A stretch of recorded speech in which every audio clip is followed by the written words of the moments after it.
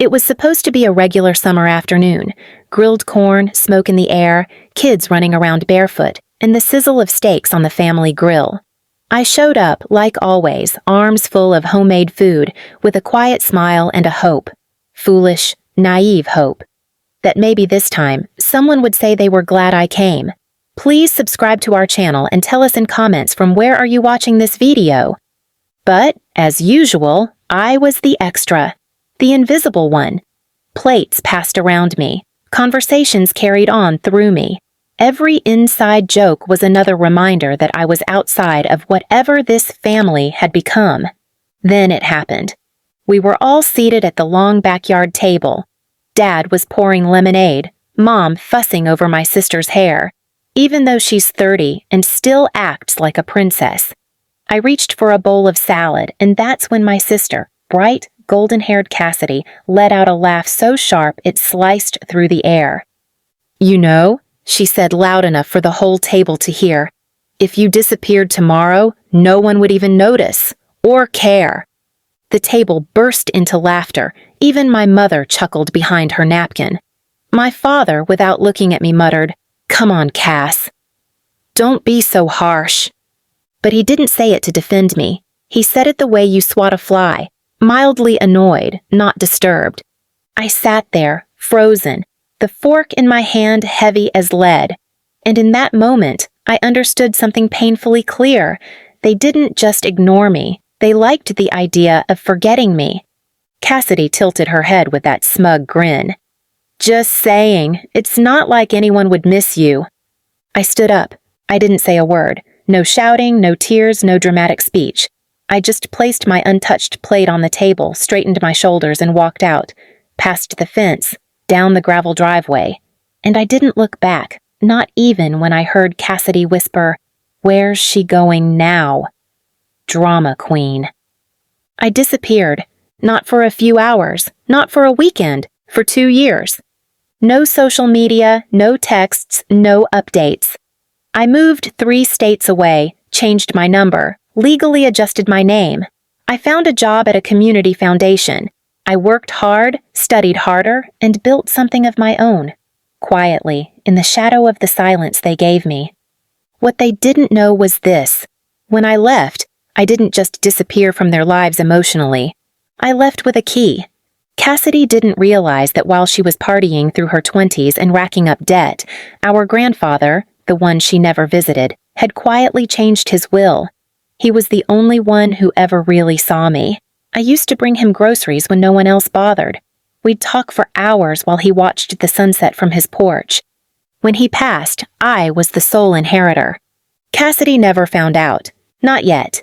Not until the lawyer called her about the inheritance meeting. And I was already on my way, not just to collect what was mine, but to rewrite the ending they never saw coming.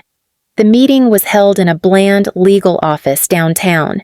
Gray walls, plastic chairs, a vending machine humming too loudly in the hallway. But the tension in that room? It could have set fire to steel. I walked in wearing a simple black dress and quiet confidence.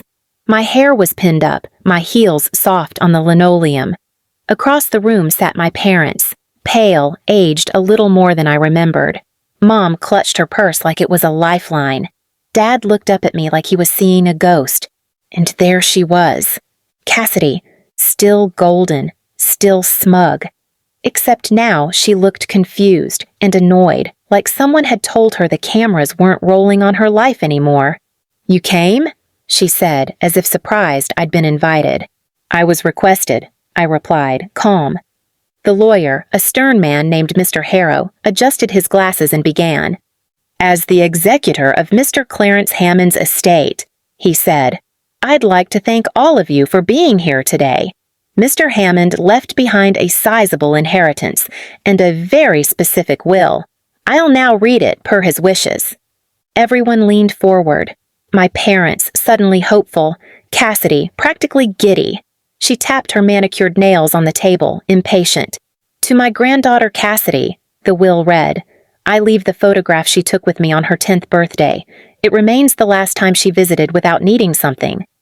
Cassidy's smile fell like a brick. To my daughter Elaine and son-in-law Thomas, I leave a copy of my old house's blueprints, since they always had plans to tear it apart anyway. My mother gasped. My father said nothing.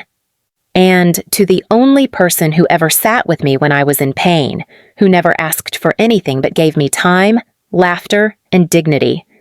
I leave the rest, my property, liquid assets, and the scholarship fund I created in her name.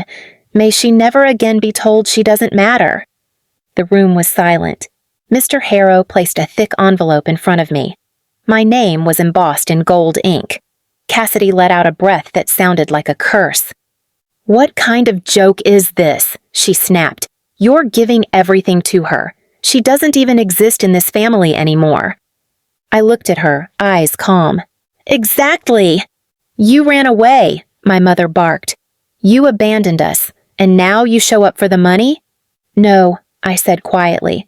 "I didn't abandon you. You erased me long before I ever left, and Grandpa didn't leave me money. He left me proof that I was never invisible. Not to everyone." Cassidy stood, furious. "You're still a nobody. You think money changes that? You think this makes you better than me?" I leaned forward slightly, not smug, just honest. "Number. But it makes me free." That's when I pulled out the deed, not to Grandpa's house. That had already been sold. I had used part of the inheritance to purchase the land next door to the family home. The one Cassidy always bragged would be hers one day. It was slated for expansion. She had plans to build a guest house and an entertainment patio. Not anymore. "Construction begins next week," I said, sliding the paperwork across the table. "I'm opening a grief center in Grandpa's name. It'll be loud, busy, full of people, just how Cassidy likes it. Next door." My mother's lips parted in horror. "You're ruining her future," she hissed. "No," I said. "I'm just making room for mine." The lawyer began packing up. Cassidy tried to speak, but words failed her. She looked at me like a curtain had finally been pulled back, and she didn't like what she saw. Not the quiet, eager-to-please shadow they once mocked, but a woman rebuilt by absence, polished by silence, armed with clarity. I didn't need applause. I had closure. But the final twist hadn't dropped yet. That was saved for the graduation ceremony Cassidy had smugly invited the family to next week, the one where she'd be receiving her merit-based award. Cassidy's graduation was held in one of the most pretentious event halls in the city. Tall glass windows, chandeliers so bright they looked like falling stars. Every inch screamed success, celebration, and look at us. My parents arrived in coordinated outfits, clinging to the illusion of a perfect family. They beamed, arms linked with Cassidy like they were royalty arriving at court. They didn't know I would be there, or that I was on the board. You see, a month before the ceremony, I'd used a portion of the inheritance to anonymously donate to the university's development fund, enough to be offered a board seat and influence over student awards. Cassidy's merit-based award? Suspended indefinitely. The official reason, integrity review. But the truth? Karma showed up in a tailored suit. I arrived just before the program began. Heads turned. Some recognized me. Others didn't. But they noticed the woman in the red dress walking like she belonged. And I did. I'd built this version of myself from every insult, every slap, every time someone told me I didn't matter. My heels echoed down the marble aisle like punctuation marks in a statement that had been years in the making. I didn't sit with the family. I sat on stage, next to the dean. Cassidy's name was printed in the program under Outstanding Community Impact. But just before her name was called, the dean leaned into the mic and made an announcement. "Due to recent developments, we are reassessing our award distribution today.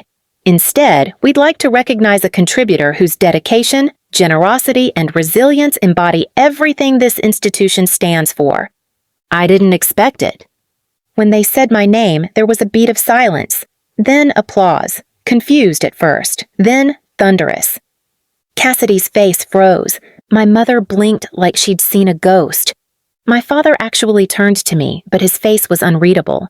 a statue carved out of pride, shame, and shock all at once. I stood, thanked the dean, and took the microphone. I was told once, I began, that if I disappeared, no one would care. But the truth is, disappearing wasn't the end. It was the beginning of learning how to be seen. I paused, letting the silence settle in. Some of us grow up in families where being different, sensitive, or quiet makes you disposable. But what I've learned is this: you don't need to fight for space in someone else's story. You can write your own. I caught Cassidy's eyes for a moment. Some inherit titles, others inherit strength. That was it. No melodrama, no revenge speech, just truth, delivered calmly, publicly, and with a smile. After the ceremony, people approached me to shake hands, to offer congratulations, to share stories of their own family wounds. I felt seen, but more importantly, I felt whole. My parents didn't say a word. They left quietly, my father gripping my mother's wrist a little too tightly. Cassidy stormed out ahead of them, her heels tapping like gunshots on the marble. But I didn't chase them. I didn't need to. Later that night, I returned to the old house. Not theirs, Grandpa's. I sat on the porch with a cup of coffee, the same way he and I used to. There was no one left to impress, no one left to beg love from. I had already inherited what mattered, not money, not buildings, but dignity. And finally, peace. Please subscribe to our channel and tell us in comments from where are you watching this video?